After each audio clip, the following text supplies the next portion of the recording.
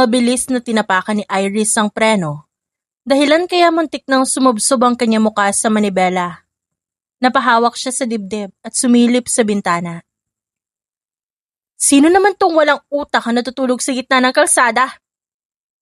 Iritadong bulalas niya nang makita ang taong nakahandusay at basang-basa sa ulan. Kinuha niya ang payong at lumabas. Umambas siyang sisipain pa ang lalaki sa pagnanais na gisingin nito. Ngunit natigilan siya nang mapansin ang duguan nitong damit. Dumoble ang tibok ng kanyang puso. Mabilis niyang tinalikuran nito. Napakuyom ang kanyang kamao habang umuusbong sa kanyang sistema ang pag-aalinlangang pabayaan nito. Hindi ito ang panahon para maging soft-hearted, Iris. Umuwi ka na. Pagkausap niya sa sarili. Paano kung masamang tao yan? O may sumusunod na masamang tao at madamay ka pa kasi nakikialam ka? Paano kung adik pala yan at tinutugis sa mga pulis? Para siyang baliw na nagsasalita mag-isa. Humakbang siya ng 5 beses, palayo. Ngunit, agad din siyang napaikot at binalikan ng lalaki. Lumuhod siya at sa nanginginig na kamay, hinawakan niya ito sa magkabilang braso at buong lakas na pinatayo. Hindi niya inalintana ang bigat ng lalaki, hanggang sa tagumpay niya itong naipasok sa backseat ng sasakyan. Hindi niya alam kung ano magiging resulta nitong ginawa niya. Ngunit hindi niya rin naman magawang hayaan na lang ang lalaki sa kalsada. Dinala niya ito sa pinakamalapit na ospital. Nasapo ni Iris ang kanyang noo nang maiwan siyang mag-isang nakaupo sa labas ng emergency room. Excuse me, are you related to the patient? Tumayo siya nang marinig ang tanong ng doktora. No. Rumihistro ang pagkalito sa mukha nito, kaya agad niyang binuksan ang bibig upang magpaliwanag. Nakita ko lang siya na walang malay, hindi po kami magkakilala. Tumango ito. The patient sustained 5 gunshot wounds to different parts of his body. Fortunately, walang tinamaan na major organs na maaaring maglagay sa kanya sa panganib. Kailangan niya muna magpahinga ng ilang araw upang maghilom ang mga sugat at maibalik ang kanyang lakas. Bahagya siyang nakaramdam ng ginhawa sa narinig.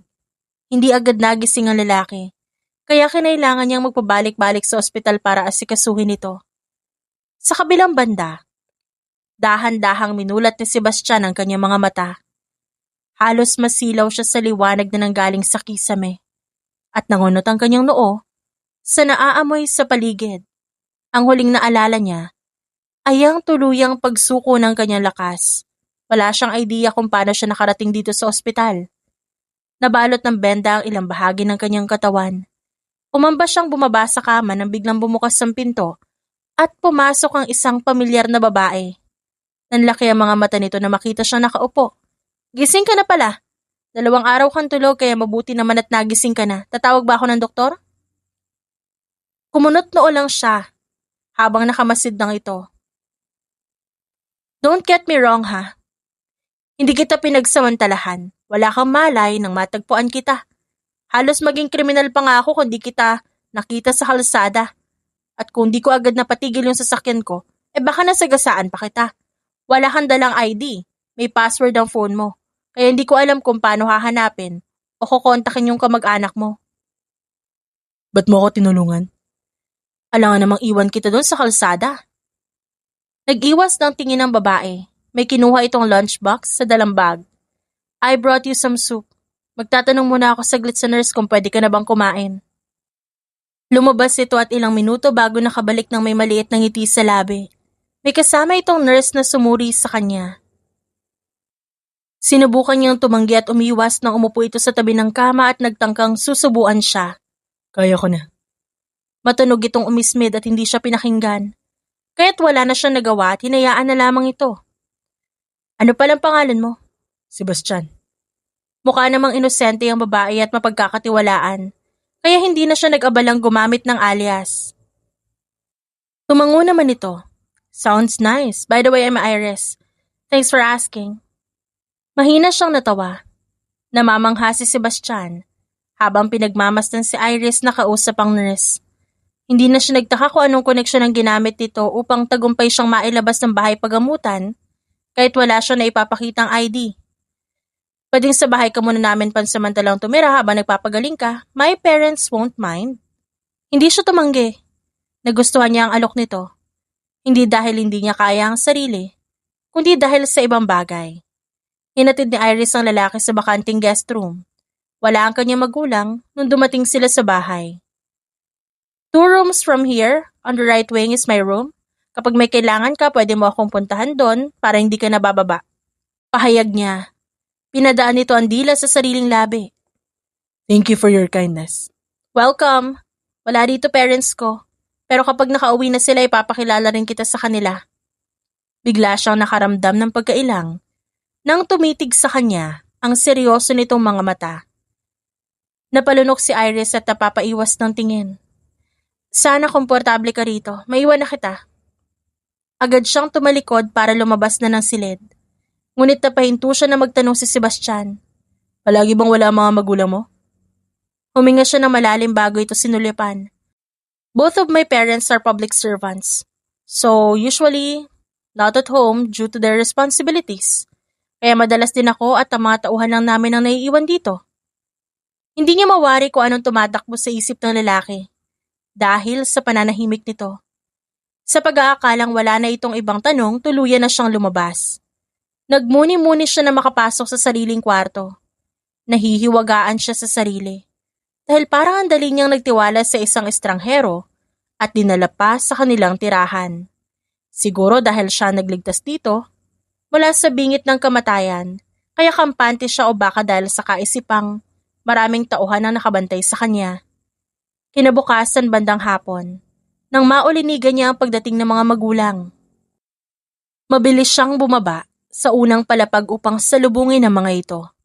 Iha! Nakangiting sambit ng kanyang ina. Binigyan niya ito ng magaan na yakap. Mama, I have someone I want you to meet. Really? We also have something important to tell you. Sigurado yung someone mo ay hindi naman masyadong importante at makakapaghintay, hindi ba? Bahagya siyang nanlumo. Ngunit hindi niya magawang ipakita yon sa ina. Siyempre naman, Mama. Hinaplos nito ang kanyang buhok. Later, we will be having dinner with a friend. Importante ang pag-uusapan natin, mamaya. May kutob siyang hindi maganda pero isinantabi niya yon. Tinanguan niya ang kanyang ina.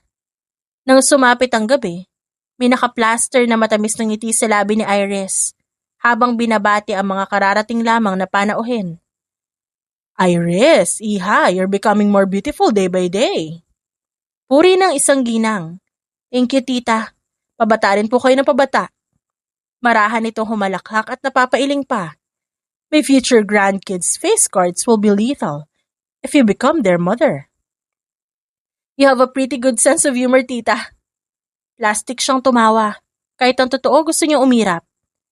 Nabigyang katwiran ng naramdaman niyang duda kanina nang nasa hapag na siya kasama ang mga ito at nagsimula ng mag-usap-usap ang matatanda. Sa tapat niya ang tahimik na si Samuel. Kaibigan niya ang lalaki kaya alam niya ang tunay na sinisigaw ng puso nito. The two have been friends since they were kids and still are to this day. I remember before, sinabi ko sa husband ko na balang araw, magiging higit pa sa pagkakaibigan ng relasyon nilang dalawa. Tumingin sa kanya ang ina ng lalaki. Hindi ko inaasahan na magkakatotoo yun.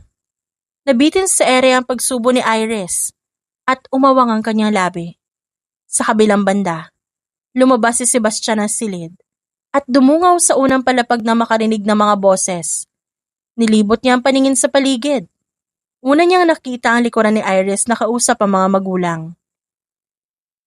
Willing kayong isakripisyo ang sarili niyong anak para sa reputasyon ng iba? Did you even consider my feelings before you made a deal? Tumataas ang boses ng dalaga. Nanginginig sa galit. Ngunit hindi niya marinig ang sagot ng dalawang kaharap. Samuel isn't straight, yes. But what's shameful about that?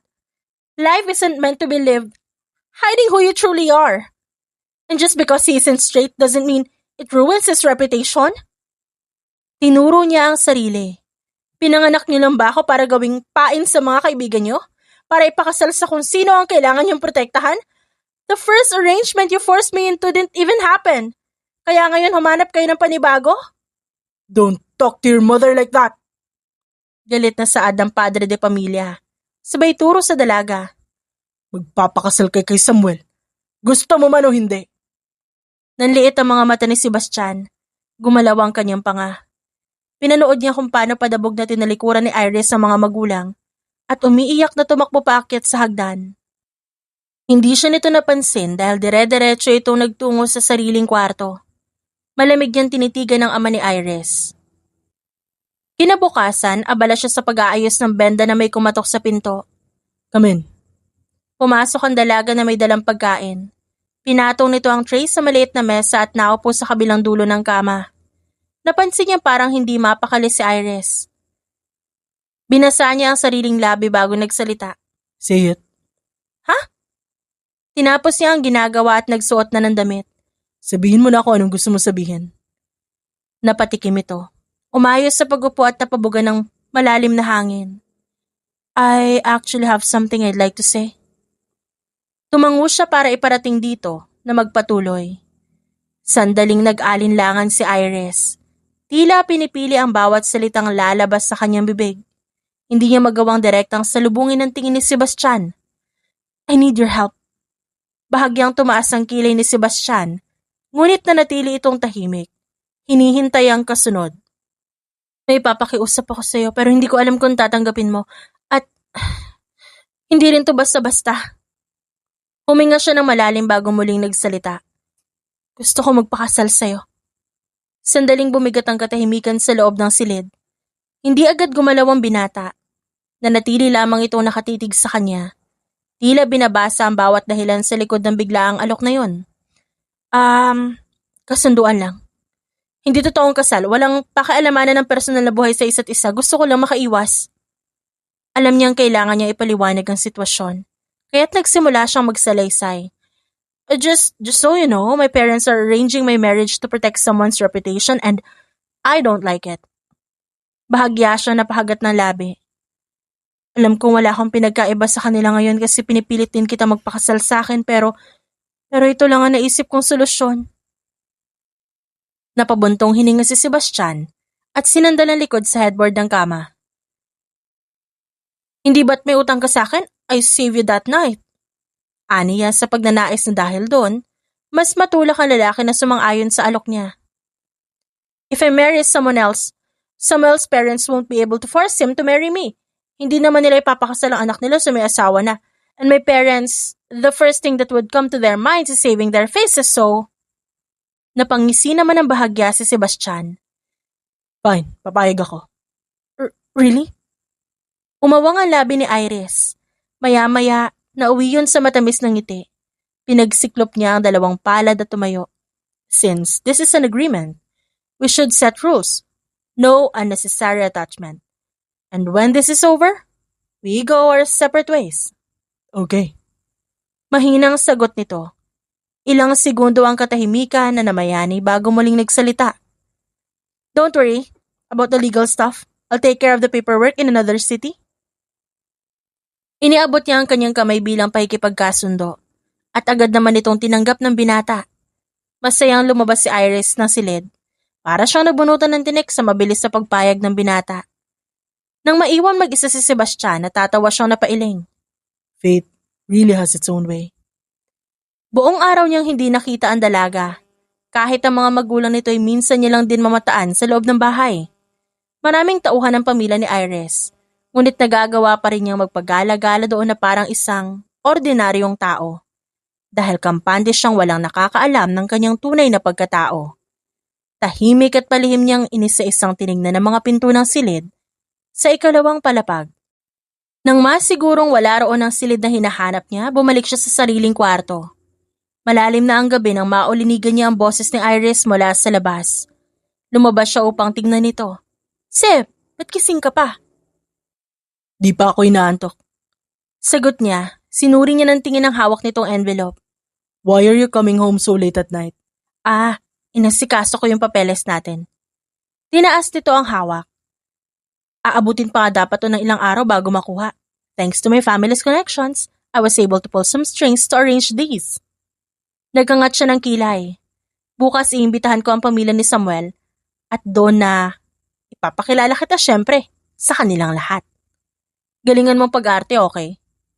Tumango siya at napangisi sa excited na mukha ni Iris. Nagising siya kinabukasan na may katabing mga paper bag sa kama. Ang laman niyon, mga panlalaking damit. Sebastian, are you done? Ani Iris sa likod ng pinto. Samuel's family will be here in few minutes. May kailangan ka pa ba dyan? I'm almost done. The door is open. You can come in. Di na, tawagin mo na lang ako sa kwarto ko kapag ready ka na. I think I need your help here. Pigil niya rito at nilingon na nakasaradong pinto. Nang unti-unti yung gumalaw, mabilis niyang pinulot ang necktie at nilahad na makapasok ang dalaga. Hindi ako marunong sa pagtali nito. Umangat ang sulok ng labi ni Iris. Kinuha nito sa kanyang kamay ang kurbata. Di ko abot, yumuko ka. Ba't kailangan sobrang formal ang suot? I could have just worn a dress shirt and slacks. Nagsimula ang dalaga sa pagtatali. Siyempre kahit sa outfit man lang maipakita ko sa kanilang mas better yung asawa ko kaysa sa lalaking gusto nila, no? Are you saying I'd look worse without these? Nanlaki ang mga mata nito at tarantang na pailing. Hindi gwapo mo kaya kahit nakapambahay ka lang. Tumaas ang isa niyang kilay at napahagat labi para pigilan ang paglawak ng ngisi. Nakaramdam siya ng konting pagkasabik dahil makikihalubilo siya harap-harapan sa ama nito. Sa kabilang banda, wala sa sariling tinitigan ni Iris ang labi ni Sebastian. Napapalunok siya. Saka lamang siya natauhan ng marinigang mahinang pag-igik nito. Sorry. Aniya at niluwagan ng kurbata. Pinagpaga niya ang dibdib nito pagkatapos. Sabay silang bumaba sa hagdan. Upang mas kumbinsido, pinagsiklop niya ang daliri nilang dalawa. Kompleto ang mga tao sa sala at sila na lang ang kulang. Halos lumuwa ang mga mata nang nakakita sa kanila. Kaya mas lalo niya pang dinikit ang sarili sa binata. What does this mean, Iha? Kunot noong tanong ng kanyang ina. Mama, umamba siya makipagbeso dito ngunit bigla itong umiwas. Bakit may kasama kang ibang lalaki at pareho kayong galing sa taas? I'll explain everything to you, Mama. Hinawakan siya nito sa braso at hinila palayo. Sino yan, Iris? Suminghap siya. Bumalik po tayo sa sala at ipapaliwanag ko sa inyo lahat. Samuel's family is here, your future in-laws. Tapos pinakita mo sa kanila may ibang lalaki ka? What would they think? Baka i-atras nilang engagement nyo. Wouldn't that be a good thing? What? Hindi makapaniwalang sambit ng kanyang ina. May rason kung ba't hindi ako pumapayag sa engagement namin ni Samuel, Mama. You wouldn't listen to me if I just told you verbally, so I invited my husband to introduce him to you. Your what? Husband? Samuel is your future husband, Iris. Paalisin mo ang lalaking yun kung ayaw mong mapahiya kami bilang mga magulang mo. Umahon ang inis sa kanyang dibdib. Sa halip na sumagot, naglakad siya pabalik kung saan naiwang nakatayo si Sebastian. Sebastian, mahinahon niyang tawag habang papalapit. Napalingon ang binata sa kanya, nananatiling kalmado sa kabila ng bigat ng mga titig na nakatutok sa kanila. Hinawakan niya ito sa braso at bahagyang ngumiti. Humarap si Iris sa mga magulang at sa mga panauhin. Sandaling tumigil ang kanyang paghinga, bago niya ibinuka ang kanyang bibig. Tita, Papa, I want you to meet my husband.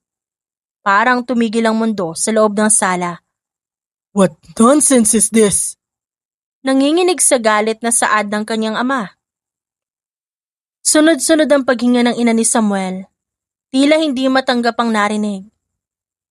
Ayoko magpakasal sa anak niyo dahil may asawa na ako at sana respetuhin niyo po yun. Nilapag niya sa center table ang dalang sertipiko. Tinignan niya ang lalaki na nangungusap ang mga matang nakatingin sa kanya. Sigurado akong hindi rin gugustuhin ni Samuel na magpakasal sa katulad ko nakatali na sa iba. Let him find the right one who can make him happy instead of choosing someone and forcing her into his life. Lihim siya nitong tinanguan na parang sumasang-ayon sa kanyang sinabi. Are you out of your mind, Iris? Kailan ka lang nagpakasal sa isang? Gumalaw ang panga ng kanyang ama at dinuro si Sebastian. Isang walang kwentang lalaki. Papa? I can't believe you're choosing a nobody over my son. Nagpipigil na sabi ng ginang. Nagsalubong ang kanyang kilay. Bahagyang kumuyom ang kamao niya nang maramdaman ang magaan na paghawak doon ni Sebastian. Naisa publiko na ang ugnayan niyo ni Samuel at marami ang nag-aabang para sa inyong kasal. File an annulment right now if you don't want to bring shame to your family. Sa kabilang banda, unti-unting nilukob ng iritasyon ang kalooban ni Sebastian. Ngunit sa huli, imbes na patulan ng matatanda na kaharap, pinili niyang tulungan si Iris na kumalma. Sinuri niya mula ulo hanggang paa ang lalaking sinasabing dapat pakasalan ng dalaga. Bahagyang umangat ang isang kilay ni Sebastian habang pinagmamasdan ng lalaki. So you're Samuel? Malamig ngunit kontrolado ang saad niya. Napatigil ang binata sa kabilang panig. Tila hindi inaasahan na kakausapin siya. And you're the man she married? Balik nito at pilit pinanatiling maayos ang tono. Legally, yes. Then you should know this isn't right. Singit ng ama ni Samuel. This marriage or whatever it is can be fixed. Fixed? There is nothing to fix. We follow the law. Tumalim ang tingin ng ama ni Iris. Kilala mo ba ang kinakausap mo? Dahan-dahang binalik ni Sebastian ang tingin. Walang bahid ng takot ang kanyang mga mata. Yes, at alam ko rin ang karapatan ko bilang asawa niya. Nanahimik ang buong sala sa sinabi niya. Madiin ang huling salita. Hindi na siya pwede ipakasal sa iba. Unless, may plano kayong baliwalain ang batas para lang sa reputasyon niyo. Don't lecture me about the law, young man. Sarkastiko siyang tumawa. Naramdaman niya ang paghila ni Iris sa manggas ng kanyang damit. Kaya nilingon niya ito. Magpapahinga na ako. Namungay ang kanyang mga mata at tinanguan ito. Tahimik niya itong inalalayan paakyat ng hagdan.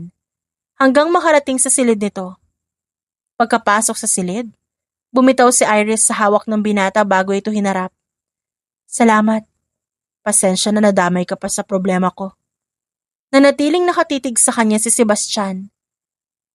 Hindi ba't yun naman ang dahilan kung ba't tayo may kasunduan? Para damayan ka? Maliit siyang napangiti. Ngunit agading nawala ang ngiting iyon. Baka hindi agad sila titigil. Tahimik siyang pinagmasdan ng binata bago marahang sumagot. Hindi naman nila kailangan tumigil agad. May mga bagay na kusang natatapos. Napakunot noo si Iris. Anong ibig mo sabihin? Bahagya itong napailing. Nothing. You don't have to worry about it. Hindi na siya nag-usisa pa. Nagpalitan sila ng ngiti bago tuluyang nagpaalam na bumalik na rin sa sariling kwarto si Sebastian. Ngumuso siya at patihayang binagsak ang katawan sa kama.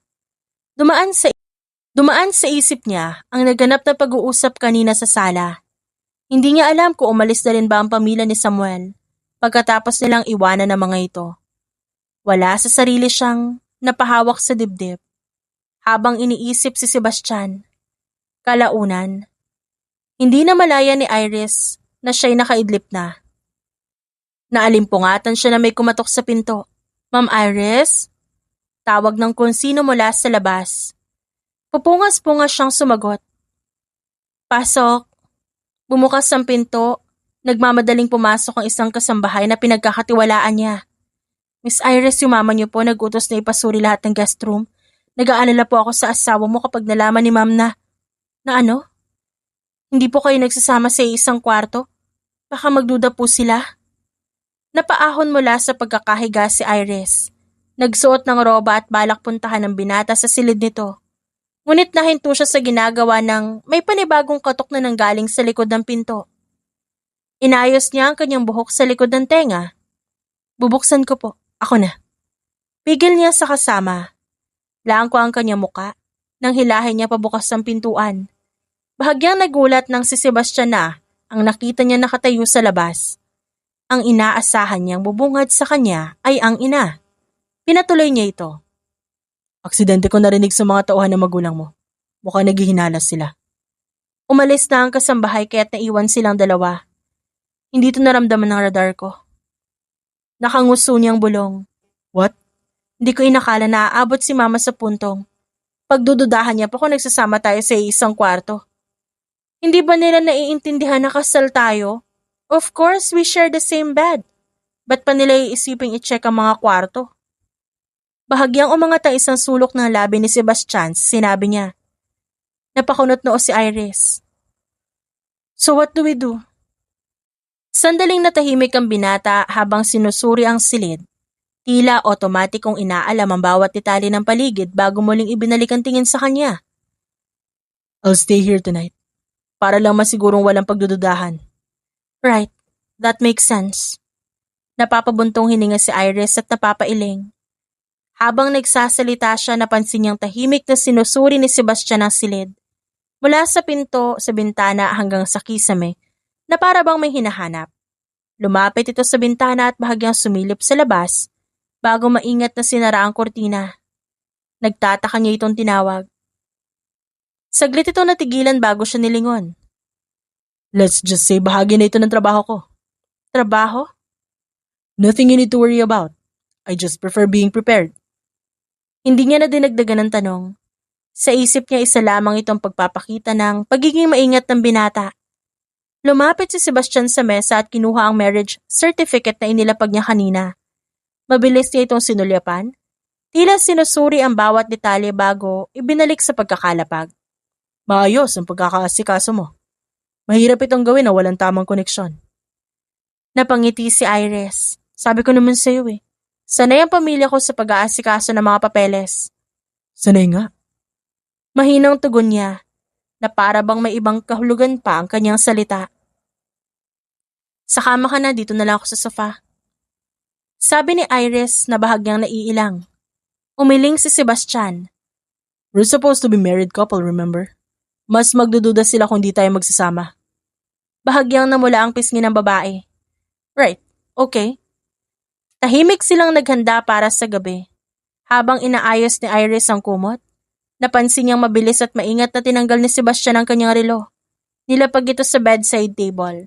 Nakapwesto na eksakto at tila nakasanayang sistema. Sebastian, di ka ba kinakabahan? I mean after everything that happened today? Saglit itong natahimik bago sumagot. I've faced worse situations. Humiga si Iris sa kabilang panig ng kama. Maingat na nag-iwan ng sapat na distansya sa pagitan nila. Ilang sandaling katahimikan ang namayani sa pagitan nila bago marahang nagsalita si Sebastian. Don't worry, I'll keep you safe.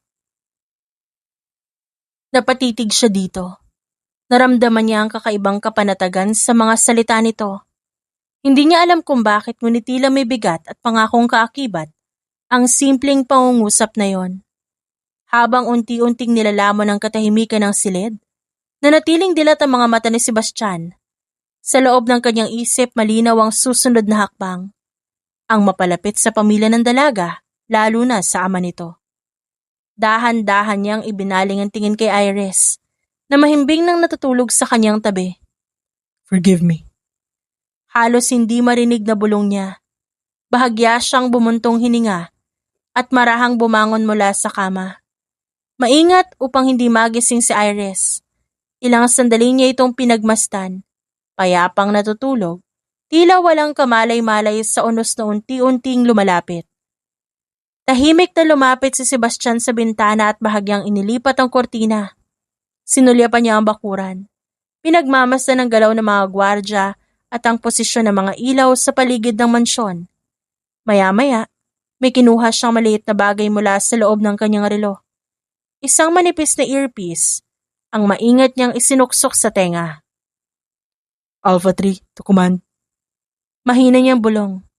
Target confirmed. I'm already inside the premises. Ilang segundong katahimikan na lumipas bago siya muling nagsalita. Mas mababa ang boses. Yes, the daughter is unaware. Maintaining cover as her husband. Saglit siyang natigilan at napatingin muli kay Iris. Bahagyang lumambot ang kanyang ekspresyon. Understood. I'll proceed with the surveillance and await further instructions. Matapos ang maikling komunikasyon, maingat niya ibinalik ang earpiece sa loob ng relo. At muling inayos ito sa bedside table na para bang walang nangyari. Ngunit bago siya humiga, may kung anong gumuhit sa kanyang isipan. Napabuntong hininga siya at napapikit sandali. This mission was supposed to be simple. But nothing is ever simple. Not anymore. Bulong niya sa sarili. Sa kabila ng kanyang pagiging sanay sa panganib at emosyonal na pag-iwas, hindi niya maitatanggi ang unti-unting pag-usbong ng damdamin para sa babaeng nasa kanyang tabi. Habang papikit na ang kanyang mga mata, isang sulyap ang binigay niya kay Iris. Bahagya siyang nagatubili. Tila may mabigat na desisyong kinakaharap. Sa loob ng maraming taon ng kanyang paninilbihan sa militar, nasanay na siyang pairali ng lohika kesa sa emosyon. Ngunit sa pagkakataong yon, hindi niya maiwasang makaramdam ng alinlangan. Hindi ka dapat nadadamay dito. Pero sisiguraduhin ko ligtas ka. Kahit ako pa maging dahilan ng sakit mo. Sa sumunod na umaga bago pa man sumikat ang araw, maaga nang nagising si Sebastian. Tahimik siyang bumangon at muling lumapit sa bintana. Pinagmasdan niya ang malawak na bakuran, na unti-unting nagliliwanag ang kalangitan. Ang mga gwardya nagsisimula ng magpalit ng shift. Naputol ang kanilang pagninilay nang maramdaman niya ang bahagyang paggalaw sa kama. Sa kabilang banda dahan-dahang minulat ni Iris ang kanyang mga mata. Nadatna ng pagkakatayo ni Sebastian malapit sa bintana. Maaga kang nagising? Mahina niyang sabi. Bahagya itong lumingon at nagbigay ng banayad ng ngiti. Sanay na ako. Umupo siya sa kama at inangat ang kumot upang balutin ang sarili. Di ka ba nakatulog na maayos? Napailing naman ito. Maayos naman. Pinagmasdan niya ito at sinusubukang basahin ang nasa likod ng mga mata. Parang sanay ka talagang gumising ng ganito kaaga, no? Occupational hazard. Nasanay lang sa mahigpit na routine. Tumango si Iris, bagamat hindi tuluyang nawala ang pagtatanong sa kanya muka. Well, at least isa sa atin ang handa sa panibagong gulo ngayong araw. Bahagyang umangat ang sulok ng labi ni Sebastian. Sebastian, tungkol sa nangyari kahapon, thank you ah. Di ko alam kung paano ko haharapin sina mama at papa kung wala ka. Dahan-dahan itong lumapit sa kama at tumigil sa paanan nito. Bahagi yun ang kasunduan natin. Tugon nito sa kalmadong tinig. Pero hindi lang dahil doon. Anong ibig mong sabihin? Sandali ito nagatubili bago sumagot. Wala sino man ang dapat pilitin sa isang desisyong hindi gusto.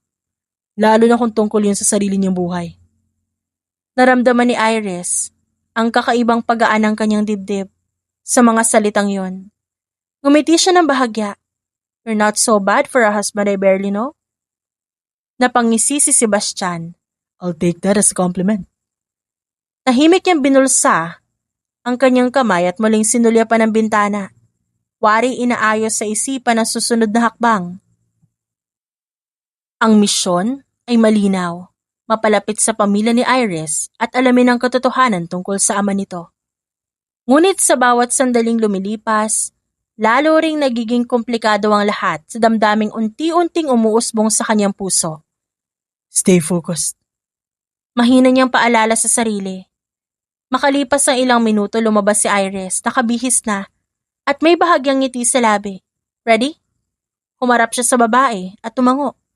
Magkatabi silang naglakad palabas ng silid. Habang pababa ng hagdan, napansin ni Sebastian na ilang tauhan na agad nagbigay galang sa kanila.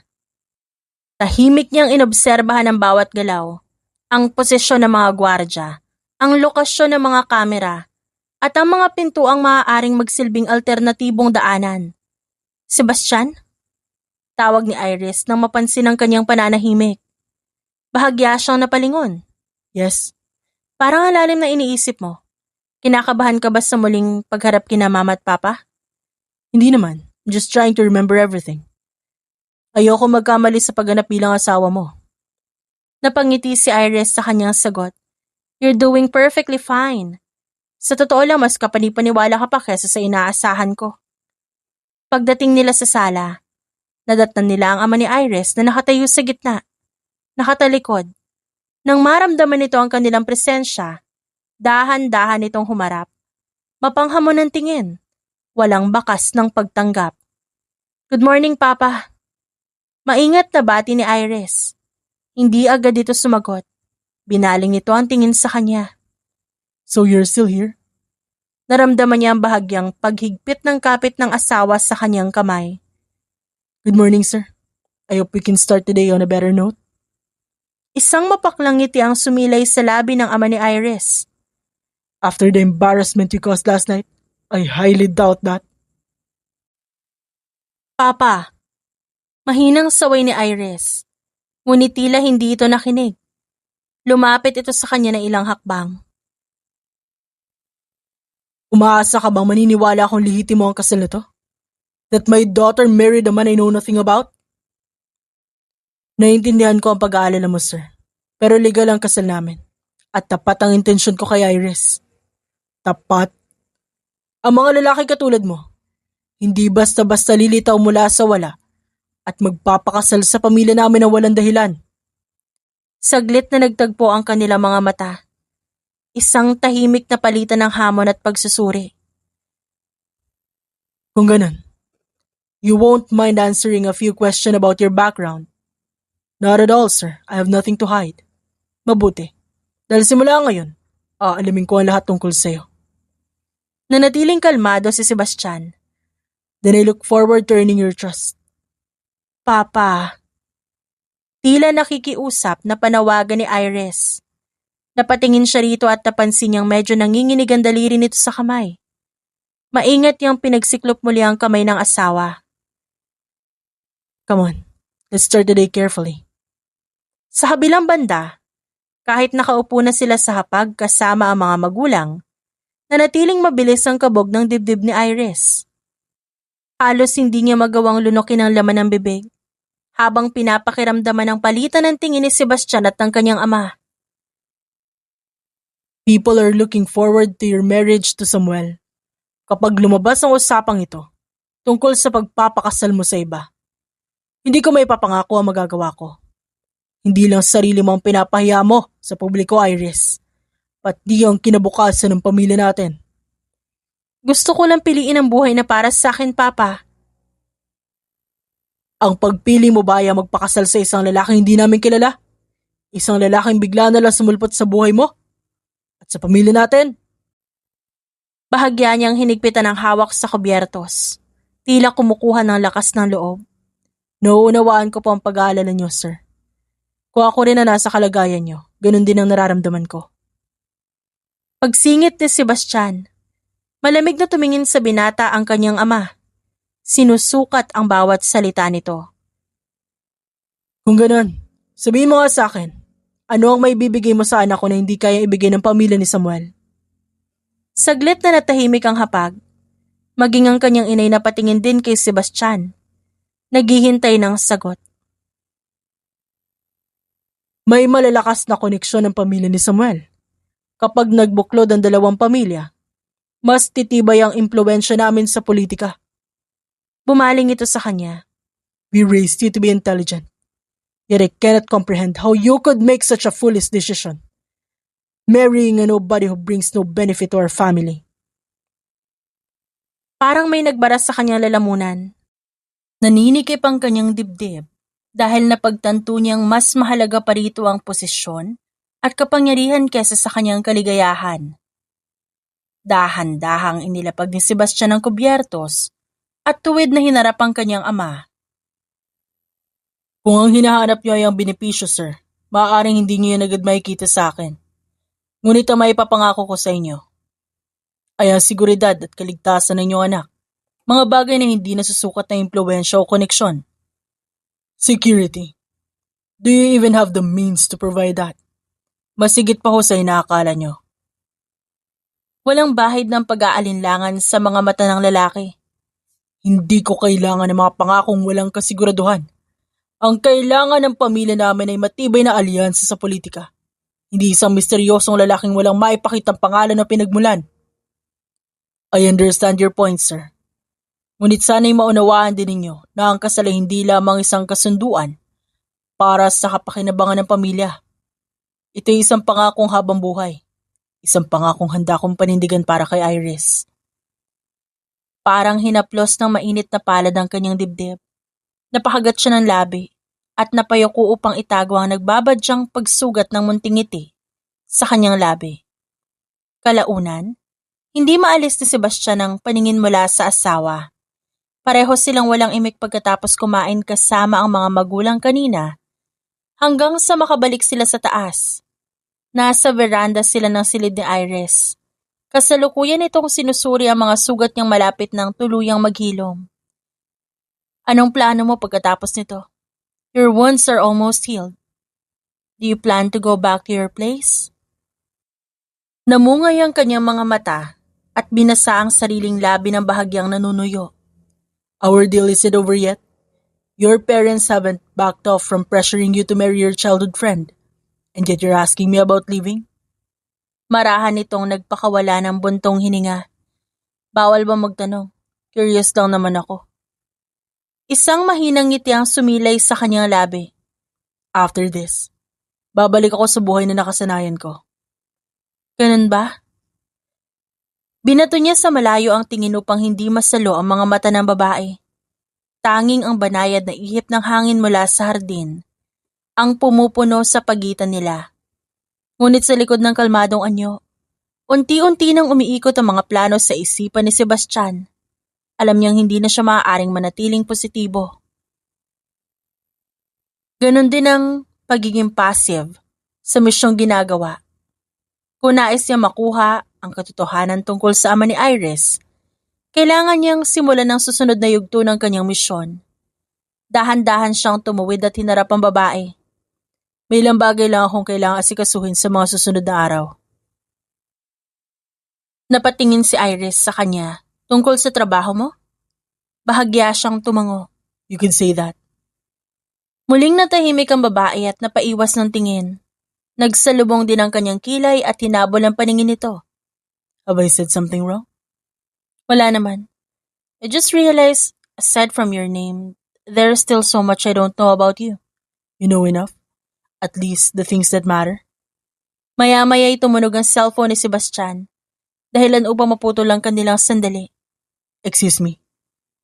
Paalam niya bago bahagyang lumayo sa veranda. Hindi niya sinagot ang tawag. Sa halip bahagya niyang itinagilid ang ulo, nang marinig ang bahagyang pagkaluskos mula sa nakatagong earpiece sa loob ng kanyang relo. Isang sistemang karaniwang ginagamit lamang sa operasyong militar. Alpha 3, this is command. Phase 1 initiated.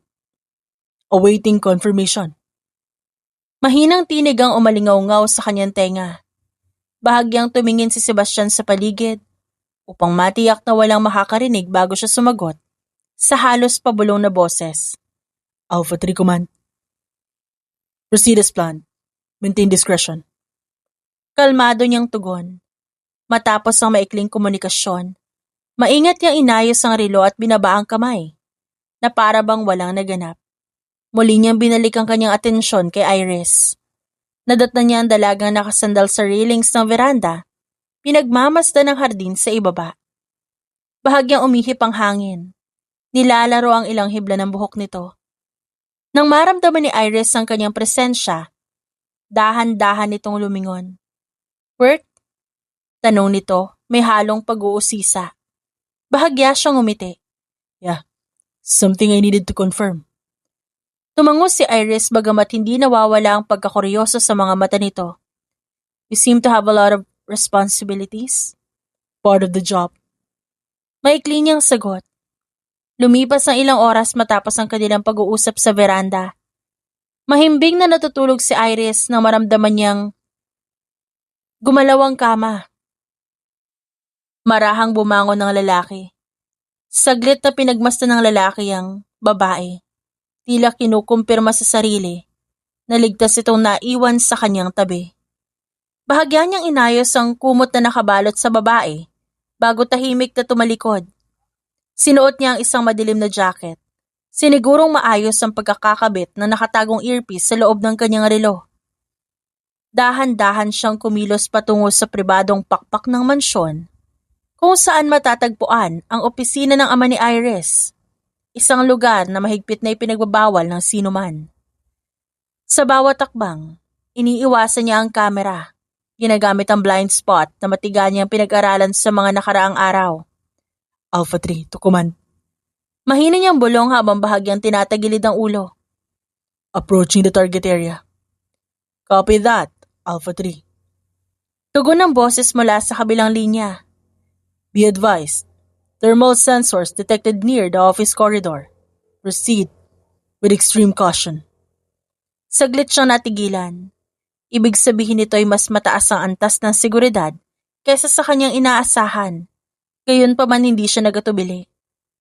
Nang makarating siya sa dulo ng pasilyo, napansin niya ang 2 armadong gwardya na nagbabantay sa pintuan ng opisina. Maingat niyang sinuri ang galaw ng mga ito at naghintay ng tamang tiyempo. Nang sandaling maghiwalay ang direksyon ng 2, mabilis siyang kumilos. Mula sa loob ng kanyang bulsa, kinuha niya ang isang compact lock bypass tool. Ilang segundo lamang ang lumipas bago marinig ang mahinang click. Ngunit bago pa man siya tuluyang makapasok, isang anino ang gumalaw sa dulo ng pasilyo. Agad siyang sumiksik sa gilid ng pader. Pinipigilan maging ang kanyang paghinga. Isang gwardya ang muling nagbalik. Alpha 3, you have 15 seconds. Paalala ng boses mula sa earpiece.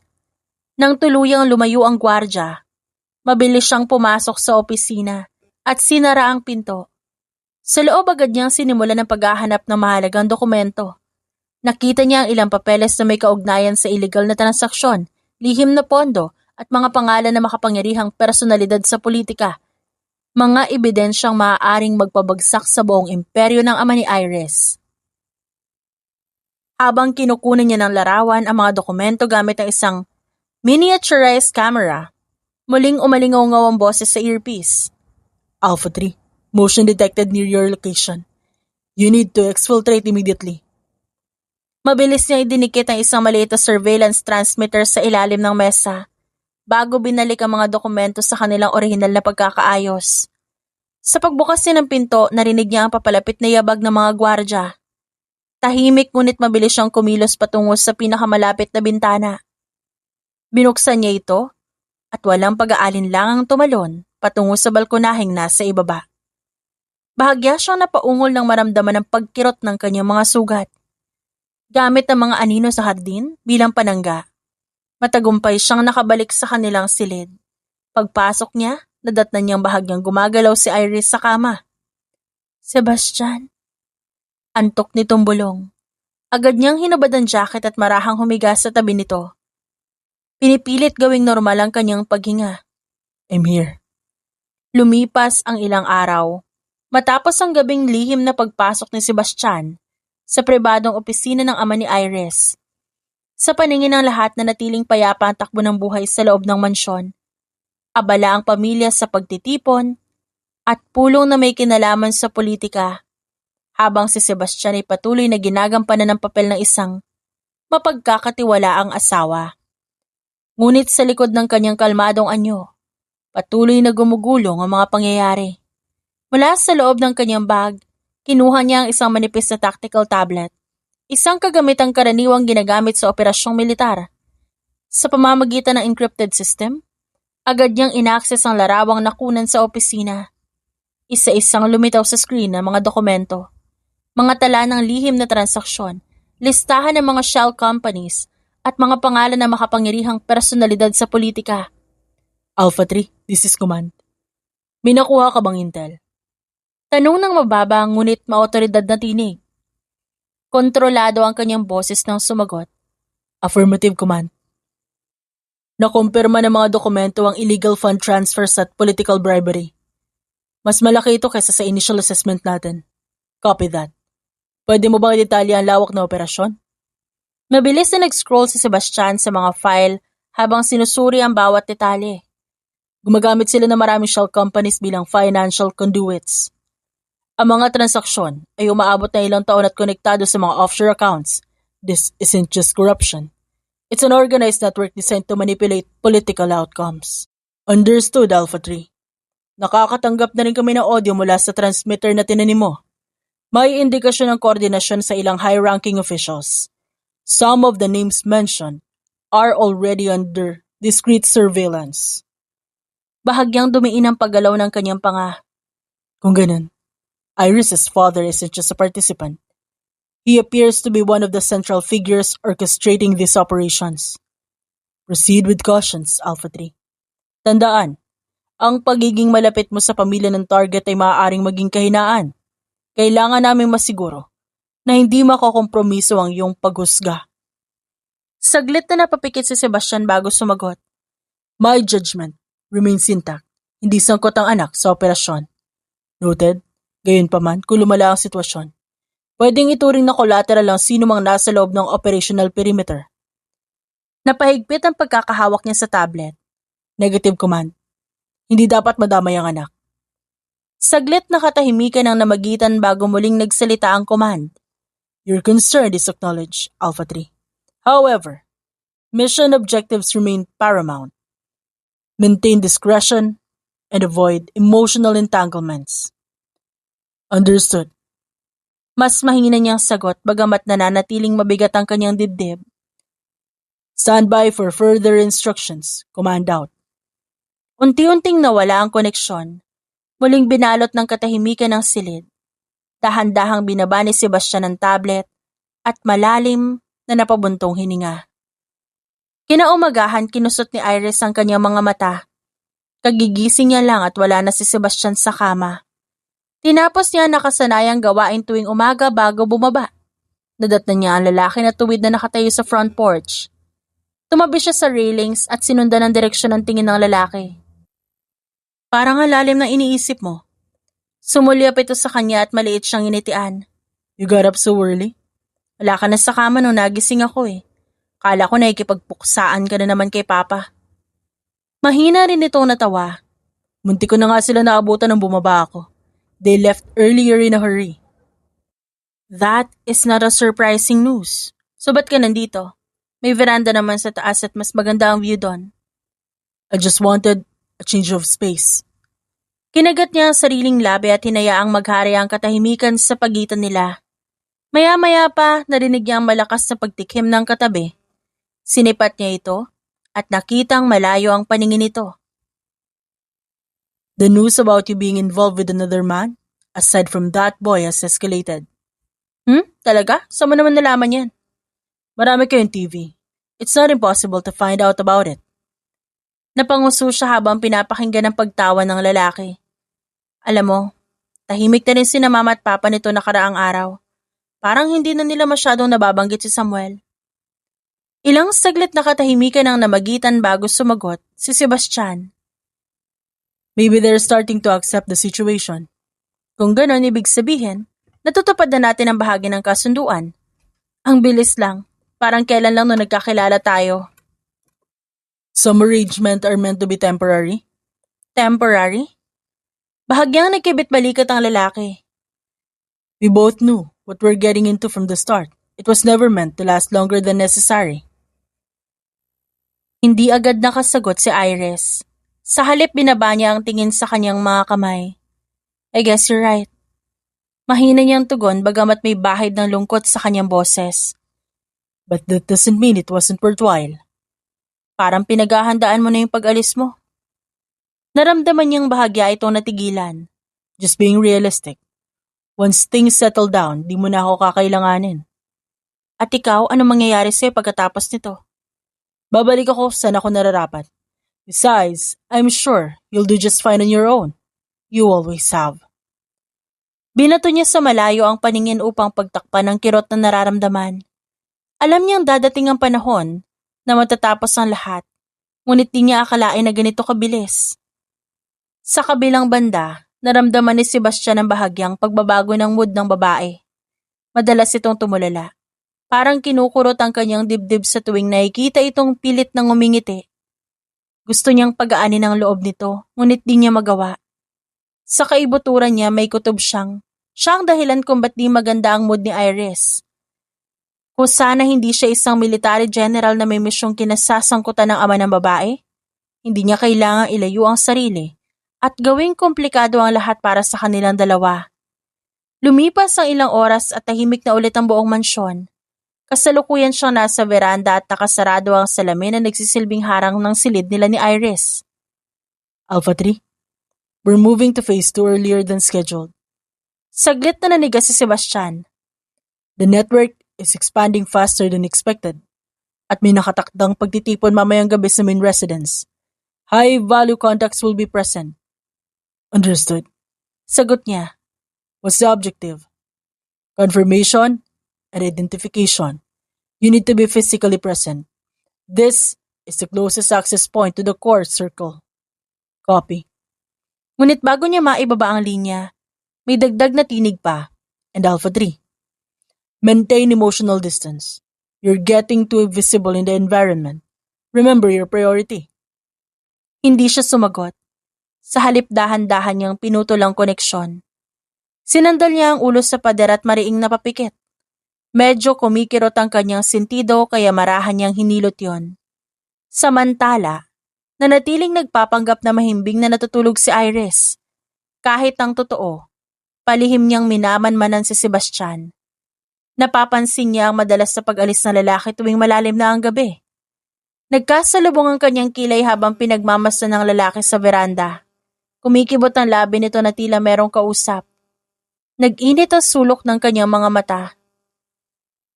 Kumusta ang tulog mo kagabi? Kunwaring tanong niya kay Sebastian kinabukasan. Nagpatuloy ito sa pagkuha ng pagkain habang sumasagot. Tulad ng dati, ayos na naman.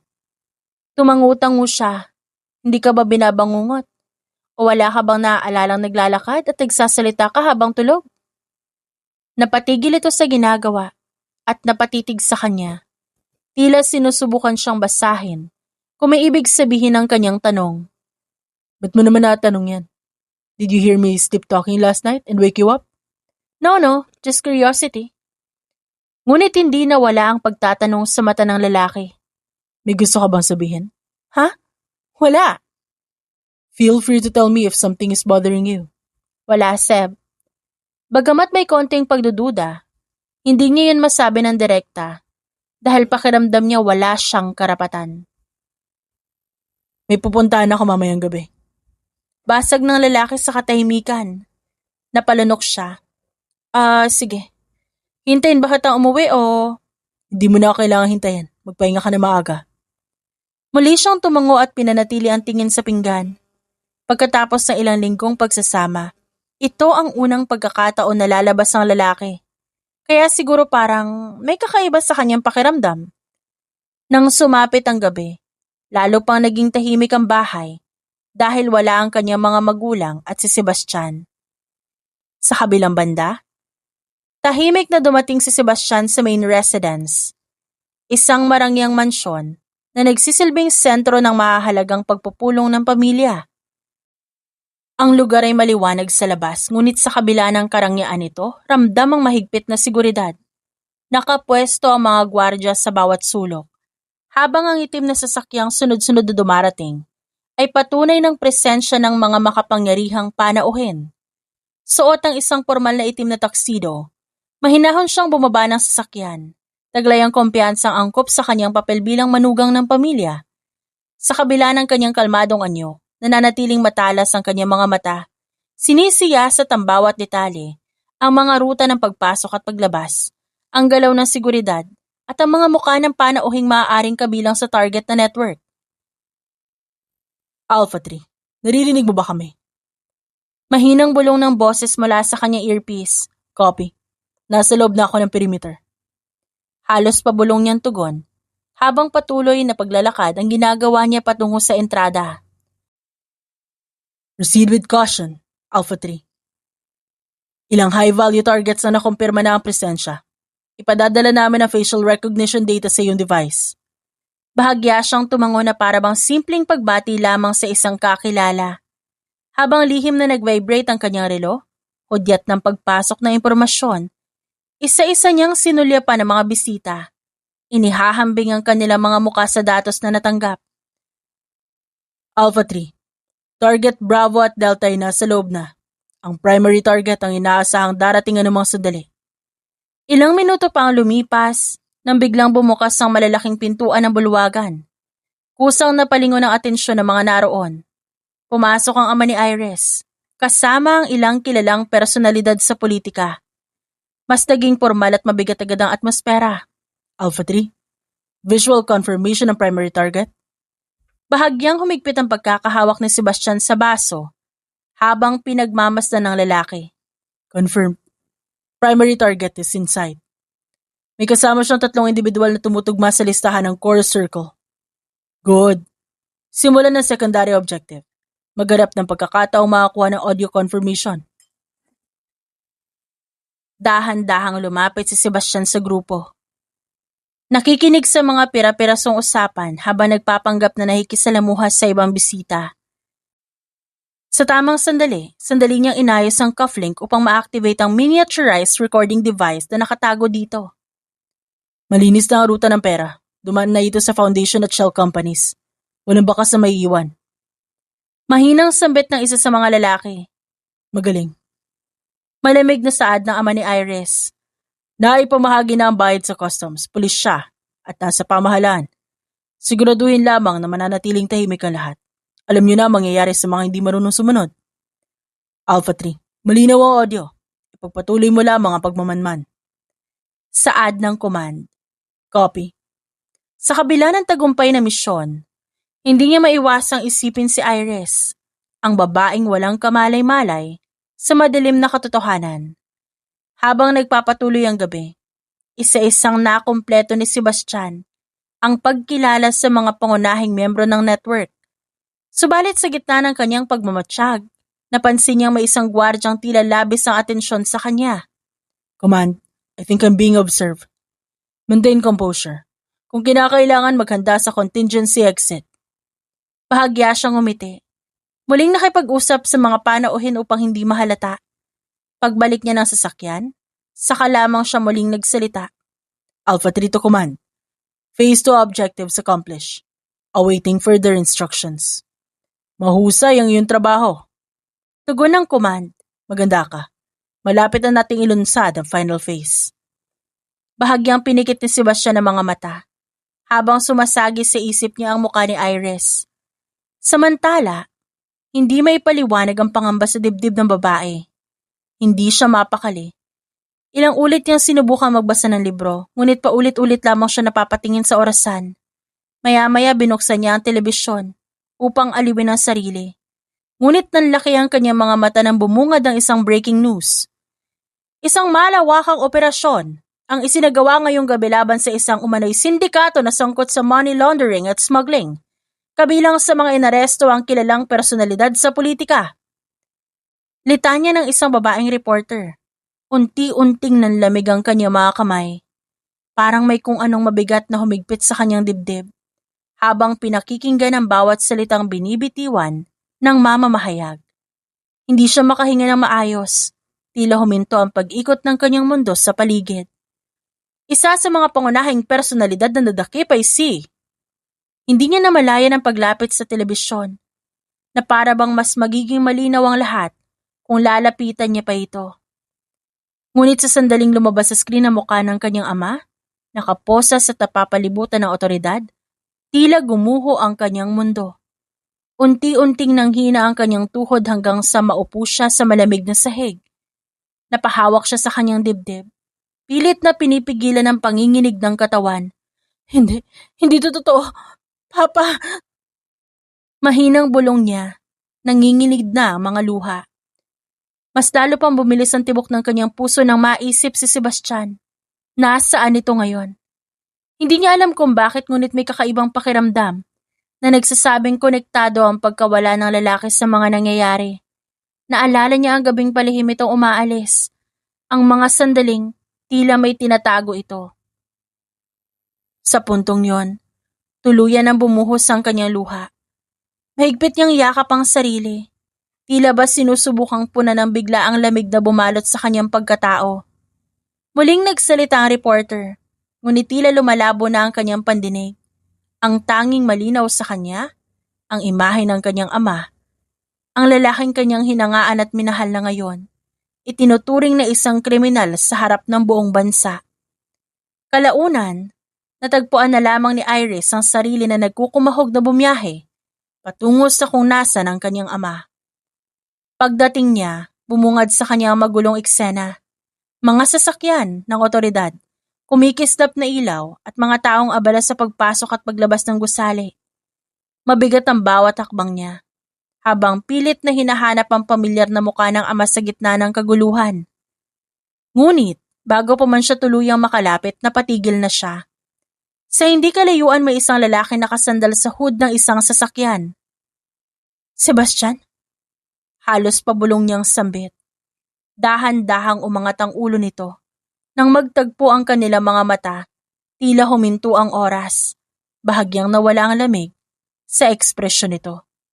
Sa kabilang banda, umalis si Sebastian mula sa pagkakasandal sa hood ng sasakyan at umayo sa pagkakatayo. Magulo ang buhok ni Iris. Bakas sa muka ang matinding pag-aalala. Halatang nagmamadali ito sa pagpunta doon.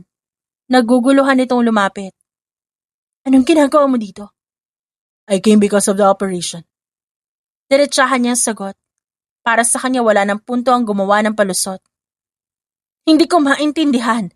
Nalaman mo ba ang tungkol kay Papa kaya nandito ka para sa kanya? Kasama ako ng mga otoridad, Iris. Umawa nga nanginginig ditong labi.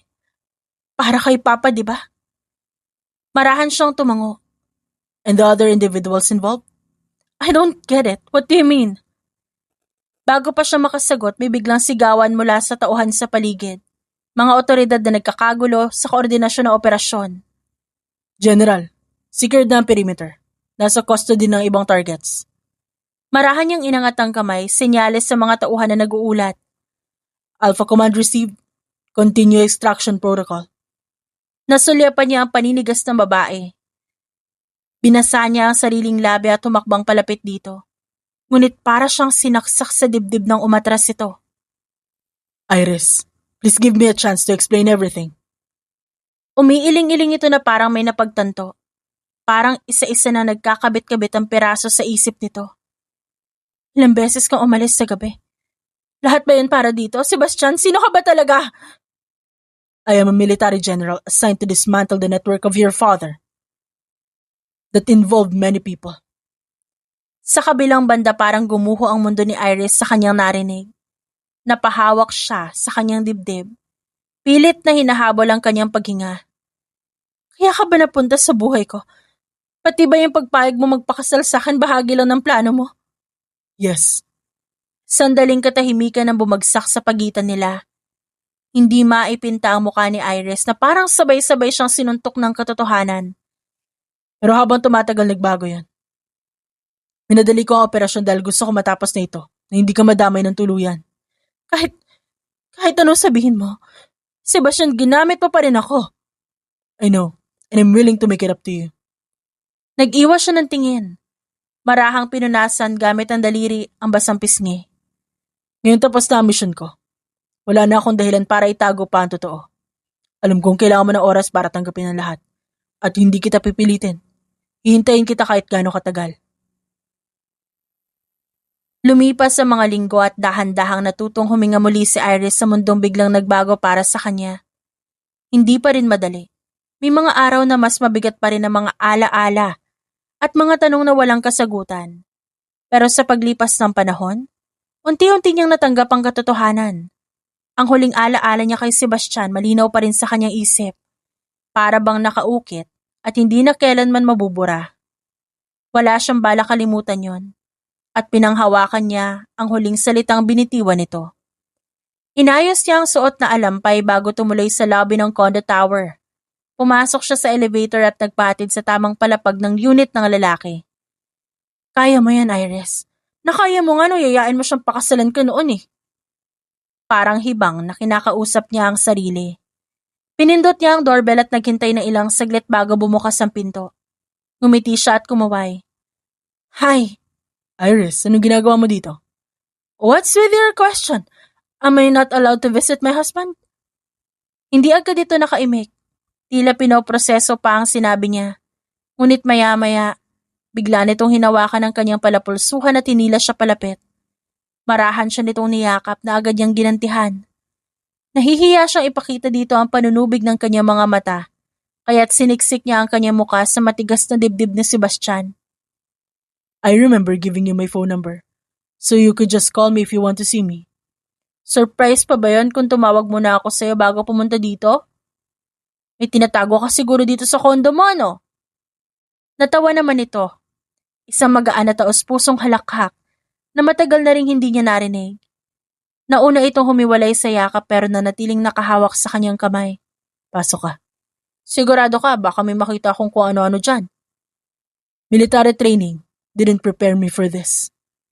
Biro ni Sebastian at lalong natawa. Sa kabilang banda, labis na natuwa si Sebastian sa presensya ng babae. Matagal niyang inasamang sandaling ito, ngunit di niya inakalang darating ito ng ganon kabilis. Sa bawat segundo na kasama niya si Iris, tila unti-unting nabubura ang bigat ng mga nakaraang linggo. That night, you said you're willing to wait for me until I'm ready, no matter how long it takes. That's why I'm here. Because if you still are, I'd like for us to start over. Biglang ani Iris. Napatitig si Sebastian sa babae. Tila hindi agad mahanap ang salitang nais niyang sabihin. Unti-unting sumilay ang isang ngiting puno ng ginhawa sa kanyang labi, habang mahigpit niyang hinahawakan ang kamay ng babae. I've been waiting for this moment, and I would choose you again and again, without hesitation. Sa isang gabing maulan nagsimula ang lahat. Isang lalaking walang malay, isang babaeng naglakas loob na iligtas siya. Ngayon hindi lang buhay ang nailigtas ni Iris, kundi pati ang pusong pareho nilang piniling panghawakan sa kabila ng sakit, at mga lihim na minsang pumagitna sa kanila. At tulad noon, muli silang nagsimula para sa kanilang forever. The end.